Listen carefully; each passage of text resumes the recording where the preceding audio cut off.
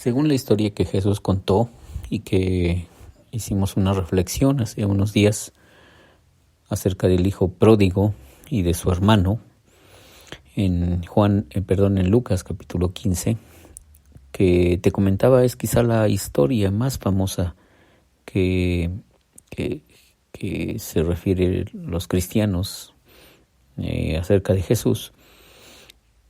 En esa historia hay un hijo que se va, el hijo malo, y hace un desastre de su vida, se acaba el dinero que su padre le dio por herencia.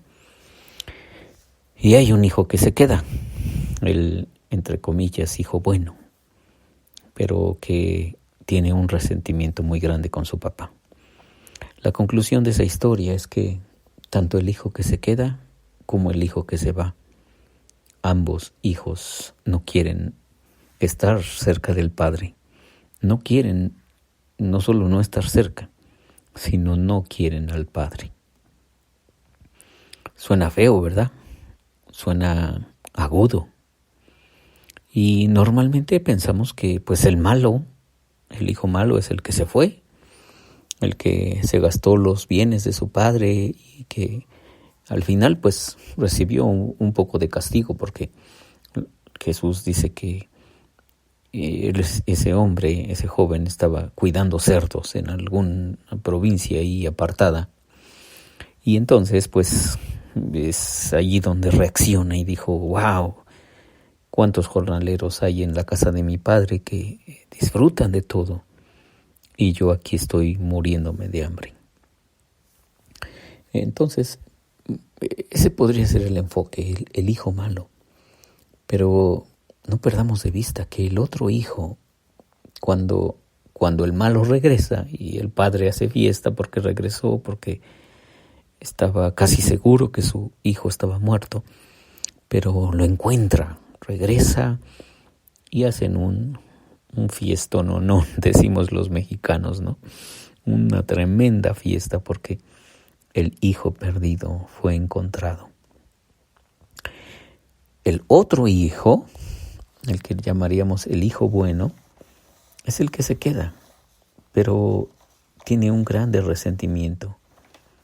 Y aunque su padre lo invita a estar en la fiesta de recepción, porque llegó su hermano, el perdido, pues él simplemente rechaza la invitación del padre. Y ahí vemos que ese hijo, aunque se quedó en casa del padre, tampoco ama al padre. En conclusión, ambos hijos no son el centro de esta historia. El centro de esta historia es el amor del padre, que siempre está buscando al que se va y que está perdido, y al que se queda y que parece que no está perdido, pero está bien perdido también.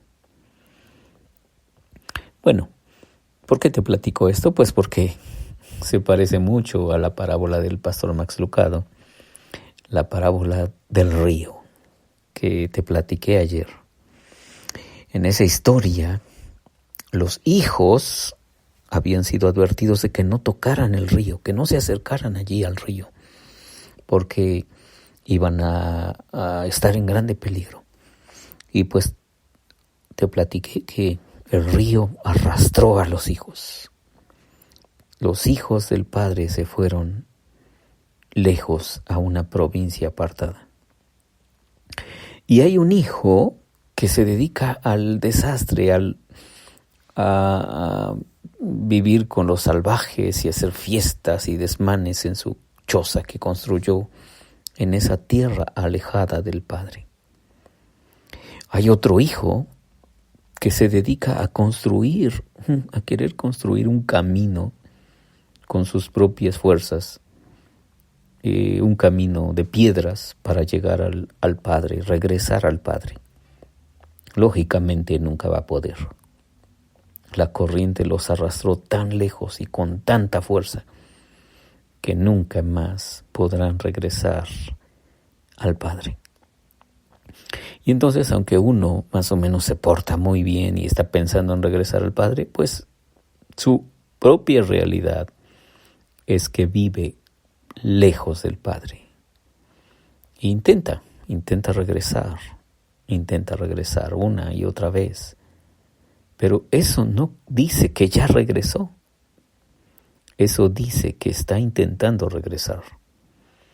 Hasta que un buen día aparece el Hijo amado y les invita a cada uno de ellos a subirse sobre sus hombros y regresar al Padre, porque Él conoce el camino y Él sabe cómo regresar al Padre.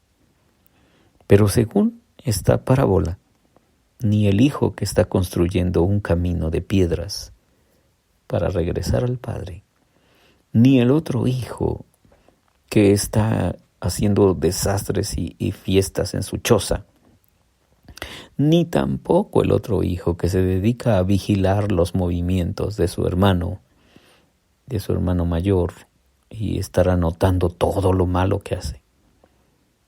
Todos esos, nadie acepta subirse en las espaldas del Hijo amado y regresar a la casa del Padre. Te leo el texto de Romanos capítulo 2, versículo 17. Ahora bien, tú que llevas el nombre de judío, que dependes de la ley y te jactas de tu relación con Dios, que conoces su voluntad y sabes discernir lo que es mejor porque eres instruido por la ley, que estás convencido de ser guía de los ciegos y luz de los que están en la oscuridad, instructor de los ignorantes, maestro de los sencillos, pues tienes en la ley la esencia misma del conocimiento de la verdad. En fin, tú que enseñas a otros, ¿no te enseñas a ti mismo? ¿Tú que predicas contra el robo, robas? ¿Tú que dices que no se debe cometer adulterio, adulteras? ¿Tú que aborreces a los ídolos, robas de sus templos? ¿Tú que te jactas de la ley, deshonras a Dios quebrantando la ley? En resumen, estoy leyendo para ti Romanos capítulo 2, versículos 17 hasta el 24. Pero en resumen, es que estas personas, judíos, expertos en la ley, conocedores de la Torá, discípulos de Moisés, hijos de Abraham, bueno, son expertos, saben muchísimo más de la ley que tú y yo juntos. Pero el punto es que, dice aquí, tú que predicas contra el robo, ¿robas? ¿Tú que dices que no se debe cometer adulterio, adulteras?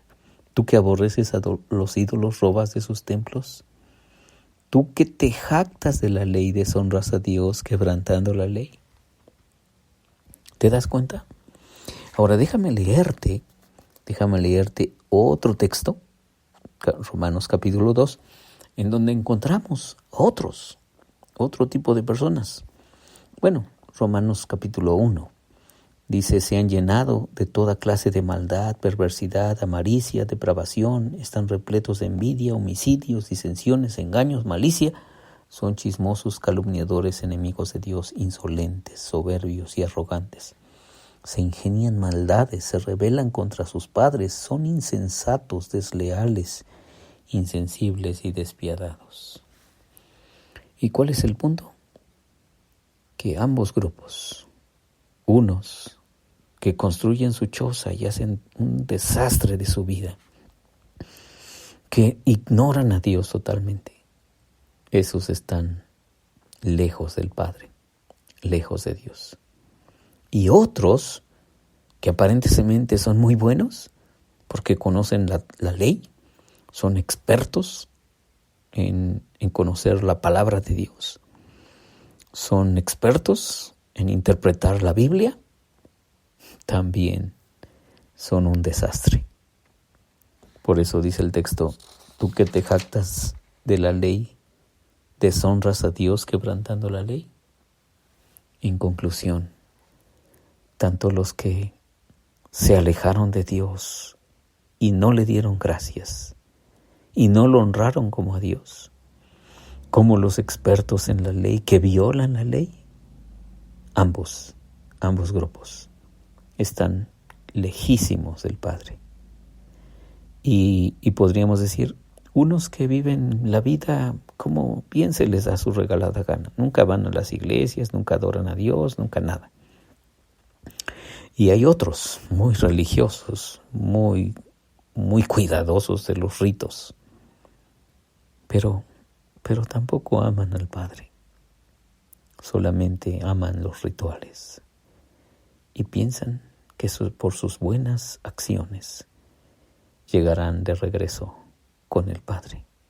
Ambos grupos están lejos de Dios. Así es que yo espero que tú y yo no seamos de ninguno de estos grupos, sino que seamos de aquellos que han confiado en el Hijo amado, que nos hemos subido en sus hombros y que Él, con su bondad y su amor, nos ha traído de regreso al Padre. Soy Víctor Hugo Juárez y espero que este devocional sea de bendición para ti. Dios te bendiga.